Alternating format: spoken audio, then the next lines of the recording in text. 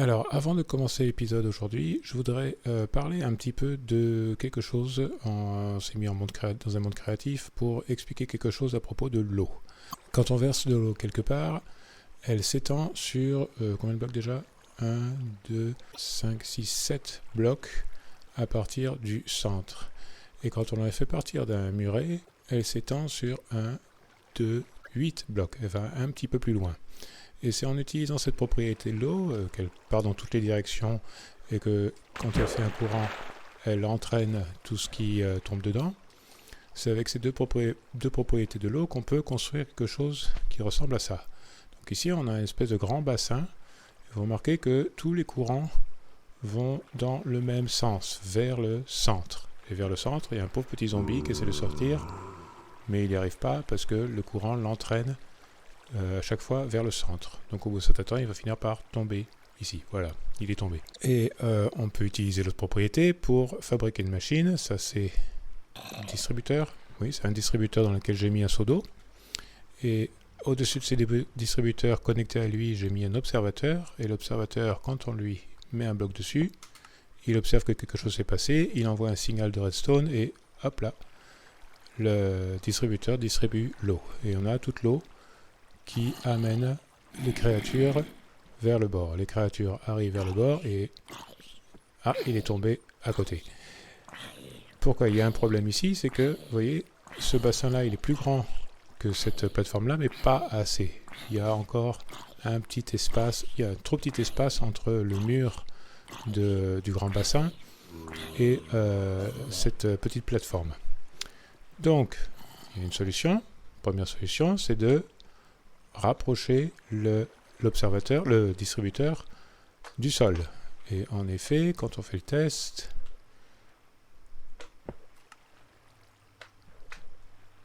voilà, l'eau ne va pas aussi loin, elle parcourt 7 blocs, oui, 7 blocs, donc si, elle va quand même assez loin. L'autre ici, elle parcourt 8 blocs, il me semble, et ça nous laisse assez d'espace pour que les zombies puissent tomber sans être bloqués par le mur, mais aussi les araignées. Bon, celle-là va pas dans la bonne direction, mais celle-là. Voilà.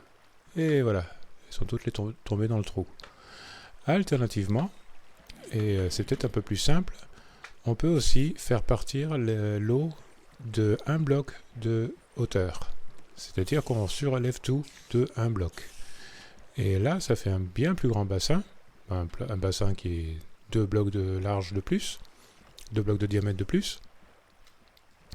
Et donc ça nous fait un plus grand bassin, ce qui nous permet de faire une plateforme, tout comme la toute première plateforme, avec le distributeur juste ici et l'observateur juste au-dessus. Et toutes les créatures qu'on pourrait mettre vont tomber en dessous. Voilà. Donc, c'est avec ce design de base qu'on va faire une ferme à créatures pour récupérer plein de choses. On n'a pas encore parlé de comment on va tuer automatiquement toutes ces créatures au milieu, ni de la ferme à fer, mais la ferme à fer, la ferme à golem de fer, ça va être basé sur le même principe, mais c'est ça qui va nous permettre de créer des fermes qui nous donneront plein de choses. Bonjour et bienvenue dans un nouvel épisode de Minecraft, de moi qui suis en train de jouer à Minecraft, prof de maths sciences, mais ça n'a rien à voir avec les maths ni avec les sciences. Comme vous le voyez, je suis dans mes cultures, ça a bien poussé, j'ai déjà fait quelques récoltes, mais il n'y a pas que ça qui a changé, il y a aussi ça, j'ai fait une grange avec des barrières hautes pour éviter que les loups et les renards rentrent et mangent mes poules. Je trouve que le style est quand même pas mal, ça donne un petit genre, c'est encore... de la pierre bête, toute bête, mais ça c'est quand même pas mal. À l'intérieur, il y a un enclos avec plein de poules et plein de vaches. Il y a une poule qui est rentrée, mais c'est pas grave. Et plein de moutons de plusieurs couleurs différentes, mais pas de toutes les couleurs. Et il y a une deuxième sortie si jamais j'ai envie de changer les choses. J'ai même fait quelques petites poutres, donc un petit peu du design. Il y a une pierre ici qui m'embête, il faudra que je la change. Mais en haut à l'étage, attends-toi. En haut, à l'étage, j'ai mis des bottes de foin. Tiens, il y a des poules ici. Je sais pas pourquoi elles sont ici. Je sais pas comment elles ont fait pour monter jusqu'ici. J'ai mis des bottes de foin. C'est purement décoratif, hein, mais comme ça prend pas trop de place dans mes coffres. Et comme vous le voyez, j'en ai quand même pas mal. Donc le jour où je tombe sur un villageois fermier qui achète du foin, j'en aurai à lui vendre. Mais évidemment, comme toujours, il n'y a pas que ça que j'ai fait. Mon trou que j'avais fait la dernière fois commence à ressembler à quelque chose. Bon, là, c'est juste une palissade avec une porte. Mais au-dessus de la palissade, par ce petit escalier, il y a ma nouvelle base. Alors, j'ai déménagé tout ce qu'il y a. Là, j'ai mis de l'encre lumineuse pour qu'on puisse bien lire les signes. C'est à ça que ça sert, l'encre lumineuse, à ma connaissance. Et ici, j'ai commencé à mettre l'emplacement de mon marché. C'est là où les villageois viendront. Là, ça va être les lits. Là, ça va être les stations de travail. Tout ça, c'est quelque chose qui va prendre un certain temps à mettre en place. Et en dessous de mes appartements, j'ai fait ce fameux bassin dont j'ai parlé. Un bassin qui va amener toutes les créatures qui tombent dans ce trou.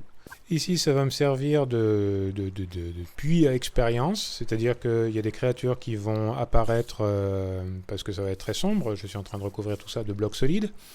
Il y a des créatures qui vont apparaître et comme je peux voir loin, je pourrai les tuer facilement et avoir toute l'expérience nécessaire. Tiens, en voilà un déjà. Et non, pas assez. Et hop, un qui est voilà, de loin. Je suis en train de m'en occuper et voilà, il est parti. En même temps, il y a un petit zombie ici avec une pelle. Au revoir, petit zombie.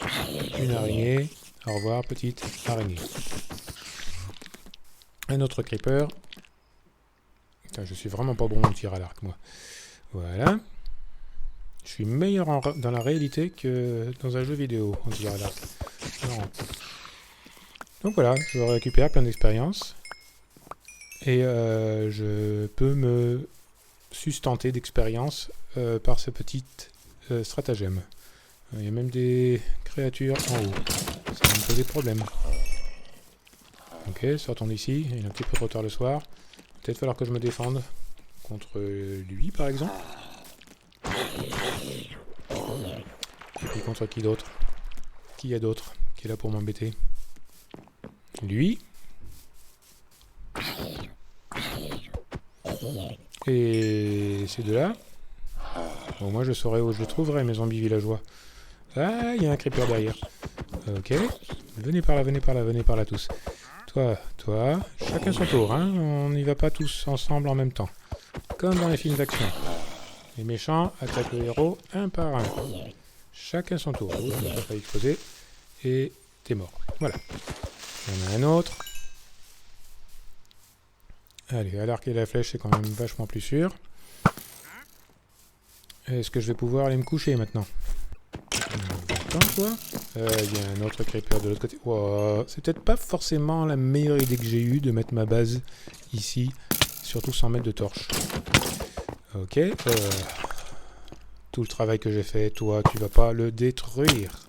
Ça serait bien si le squelette pouvait lui tirer dessus, mais non, le squelette ne lui a pas tiré dessus. Si un squelette tire sur un creeper et le tue, des fois le creeper il lâche un disque et ça fait de la musique. C'est sympa. Ah. Ok, lui je m'en suis occupé. Non, lui je m'en occupe. Ok. Ok. Ok. Ah, enfin. Une bonne nuit de sommeil. Ok, oh tiens, t'es en train de brûler toi. Je vais activer tes souffrances. Voilà. J'en profite pour récupérer les petits trucs qui sont tombés. Tiens, c'était tombé là, ça. Le creeper tout là-bas. Et de 1. Et de 2. L'araignée, on va la faire à l'arme blanche. Et voilà. Voilà. Comme ça, on récupère de l'expérience relativement facilement. Bon, ce serait bien de circonscrire les monstres à cette arène et de pouvoir aller se coucher quand on a besoin d'aller se coucher. Mais voilà, on en est là. On a à recouvrir tout ça de pierre. Ah tiens, oh, toi, tu vas pas m'embêter si j'arrivais seulement à t'avoir. Voilà, je t'ai eu. Ah, mais les trucs que tu m'as laissés ils vont tomber. Non, c'est bon, je les ai rattrapés. Bon, comme vous le voyez, j'ai pas la meilleure armure du monde. J'aimerais bien commencer à avoir une armure de professionnel. Et une armure de professionnel, c'est une armure qui a des enchantements. Et pour avoir des enchantements, il y a deux manières. Ou on trouve des villageois qui nous donnent des livres pour enchanter des choses, ou on fait notre propre table à enchantement. Donc, on va commencer à faire ça. On va commencer à faire du commerce avec tous ces libraires. Et ces libraires, ils achètent du papier. Et du papier, j'en ai fait beaucoup avec toutes les cannes à sucre que j'ai récupérées. Et on va au village pour voir ce qu'ils nous proposent comme enchantement. Ça, cette histoire de cheval, ça serait vraiment une bonne idée. Ils sont où mes libraires? Ils devraient être dans la librairie, c'est leur place. Les voilà tous. Ok, donc pour commercer avec des villageois, on commerce. Bon, c'est aussi simple que ça. Une émeraude pour 24 papiers. Et ben, ils nous proposent un livre, mais ça nous demande 29 émeraudes et un livre pour avoir un livre enchanté. Ça va pas être pour tout de suite. Il nous propose aussi des bibliothèques, mais ça c'est pas forcément ce qui nous intéresse pour le moment. Peut-être plus tard. Lui, allez, même chose, même traitement. Et voilà, on lui a fait gagner un niveau. Il nous propose maintenant, pour 13 émeraudes et un livre enchanté, mais on sait pas encore ce que c'est. Et celui-là, pour 15 émeraudes, il nous propose un livre enchanté, avec un livre. Et celui-là... Bon, lui, il va rien nous proposer de bien intéressant pour le moment. On verra. Ok. Bon, tout ça, ça veut dire qu'il me faut plus d'émeraudes, plus de livres, plus de papier. Comme un bête, j'avais oublié de prendre des livres, donc je dois retourner voir la libraire pour voir s'ils veulent bien me vendre un de leurs enchantements. Tu as besoin de 29 émeraudes, donc allons-y. Voilà. Qu'est-ce que c'est ce livre? Protection contre le feu. Ça pourrait être très utile dans le Nether. Donc je vais peut-être prendre celui-là. Oh, là t'es passé à un autre niveau. Allez, hop. Ok, il va falloir trouver d'autres moyens, d'autres ressources pour faire de l'argent. Donc, j'ai des fermes. Je cultive des carottes et des betteraves, des patates et du blé. Tout dépend de ce que les villageois fermiers veulent. Mais je devrais être capable de commercer avec eux pour gagner des émeraudes. Allez, on va cultiver de la canne à sucre pour faire du papier. Encore une fois, je pense pas que c'est comme ça qu'on fait du papier.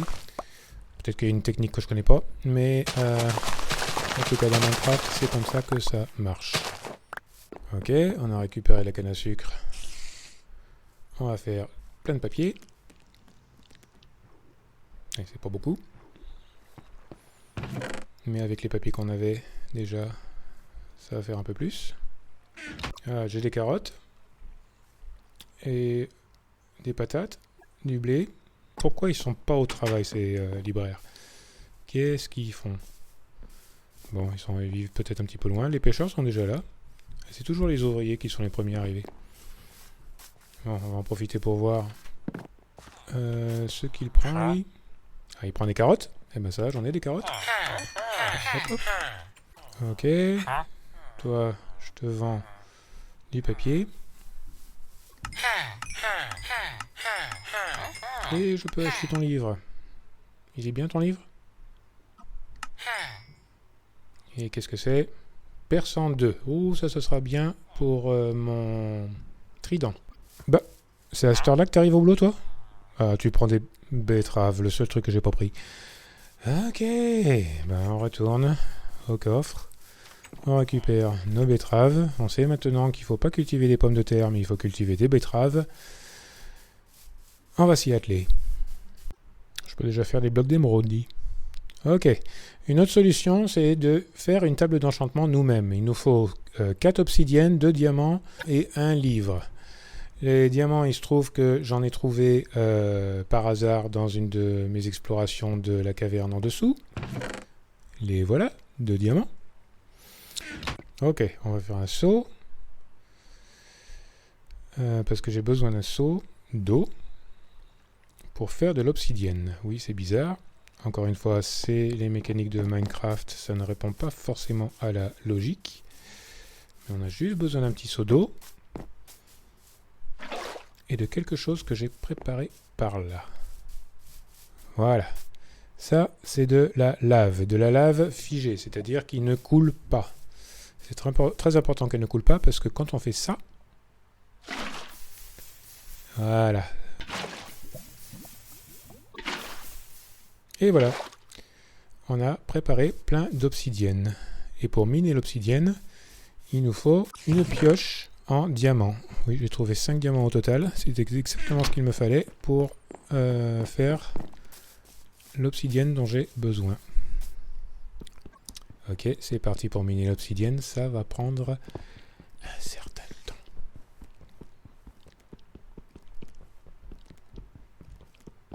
Ok, je pense que ça serait une bonne idée de le faire en accéléré. Je ne sais pas pourquoi ils ont fait en sorte que ce soit si long de miner l'obsidienne. J'imagine qu'ils voulaient que vraiment le joueur soit content de l'avoir miné. Et qu'elle soit très difficile, que ce soit un bloc qui soit très difficile à enlever. En plus, on peut enlever ça uniquement avec une pioche en diamant. Enfin, on peut utiliser d'autres pioches, mais on ne récupère pas l'obsidienne derrière. Mais ça prend toujours un temps long. C'est pour ça que je vais faire la majorité de l'obsidienne dont je vais avoir besoin pour l'étape suivante d'un coup. On a récupéré toute cette obsidienne. Ça nous fait 16 blocs d'obsidienne. Ça sera largement suffisant pour nos besoins. Première chose à faire, une table d'enchantement. Et voilà, on a une table d'enchantement. Et il faut du lapis lazuli et un livre ou un outil qu'on veut enchanter, ou une arme ou une armure qu'on veut enchanter. Et ici apparaîtront tous les enchantements qu'on peut mettre. Et tout ça, ça dépend du niveau d'expérience qu'on a. 10, 20, 30. Plus on a d'expérience, plus on peut avoir des enchantements puissants. Mais autour de cette table d'enchantement, pour qu'elle soit intelligente, il faut lui donner de la culture. Et pour lui donner de la culture, il faut lui donner des livres. Il va falloir donc faire des bibliothèques. Donc pour faire des bibliothèques, il me faut du bois. Et voilà, des livres. Et boum, 2 bibliothèques. 2 bibliothèques, ça ne sera pas suffisant. Il va m'en falloir plus que ça. Il va m'en falloir 15 en fait. Mais en mettant ces bibliothèques... Non, pas ici. En mettant ces bibliothèques légèrement en hauteur, autour de la table d'enchantement, on va donner à la table d'enchantement toutes les connaissances dont elle a besoin pour enchanter ce qu'on veut enchanter. Voilà, il en faut 15, j'en ai que 2 pour l'instant, mais il faut qu'elle soit un bloc de la table d'enchantement. Et regardez la merveille des merveilles, toute la culture qui va vers la table d'enchantement. C'est hyper beau. Ok, donc maintenant, ça va être la chasse aux livres. Il va falloir qu'on fasse des livres. Ok, après beaucoup de voyages au village et après avoir tué beaucoup de vaches, pour le prouver, j'ai même tout le bœuf cru que j'ai récupéré. Donc j'ai réussi à finir cette bibliothèque pour ma table d'enchantement. Donc une table d'enchantement, ça marche comment? Alors il faut d'abord prendre quelque chose à enchanter. Ça peut être un livre, mais ça peut être aussi une arme, comme par exemple, j'avais un trident, oui, ben voilà.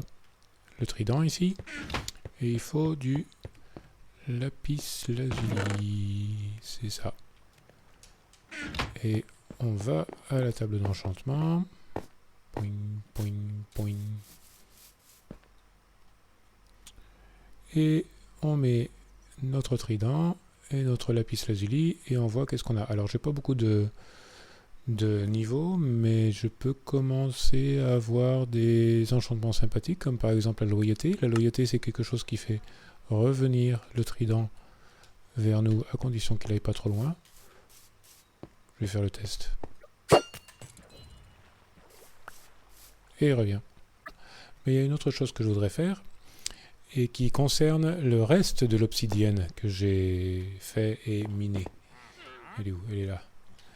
Et oui, c'est ce moment dans le jeu qui est mon moins favori, où on doit se décider à aller dans le Nether. Et mon portail, je pense que je vais faire par là. Et voilà, ça devrait suffire. 1, 2, 3. 1, 2, 3. 1, 2, 3. 1, 2, 3. Et maintenant, il n'y a plus qu'à l'allumer. Pour l'allumer, il me faut un briquet. Un briquet, oui, il me faut un briquet. Alors, chercher un briquet. Ouh, j'ai plus qu'un lingot de fer. C'est juste ce qu'il faut pour faire un briquet. Voilà.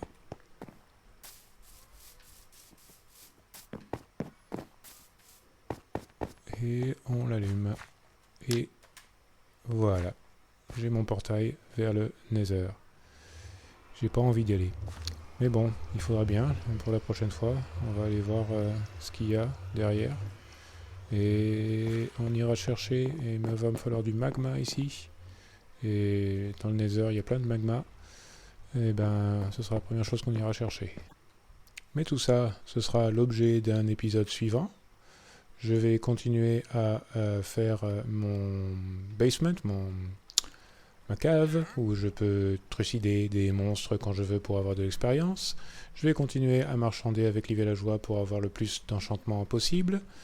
Et avec toute l'expérience que j'aurai, je vais pouvoir me faire une bonne armure en bonne et due forme. Et il va falloir que j'aille chercher du fer. Oui, j'ai encore beaucoup de travail. Mais pour la prochaine fois, on ira au Nether. Pour le moment, merci de votre attention. Au revoir.